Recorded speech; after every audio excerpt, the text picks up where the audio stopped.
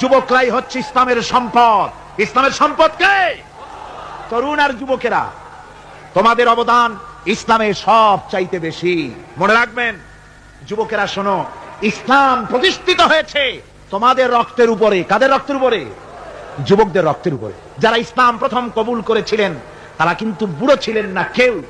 প্রথম যে ব্যক্তি ইসলাম কবুল করলেন হযরতে সাইয়্যিদুনা আবু বকর সিদ্দিক রাদিয়াল্লাহু তাআলা আনহু, বয়স ছিল 37 বছর। 37 বছর বয়সে দাঁত টাত পড়িয়া খুনখুনা বুড়া হয়ে গেছিল নাকি?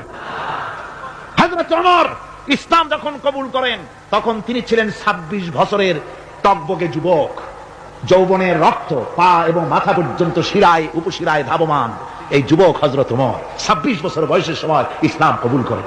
হযরত আব্দুর রহমান বিন আউফ যখন ইসলাম কবুল করেন বয়স ছিল মাত্র 17 বছর। হযরত আলী যখন ইসলাম কবুল করেন তখন বয়স ছিল মাত্র 8.5 বছর। তোমাদের মতো তরুণেরা, যুবকেরাই সর্বপ্রথম কলেমার পতাকা ধারণ করে রাসূলকে সাহায্য করেছিল। সুবহানাল্লাহ।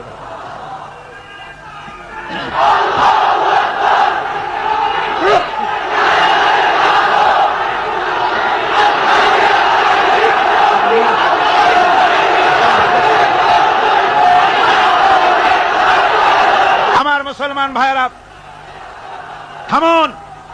আমার ভাইয়েরা, যুবকদের অবদান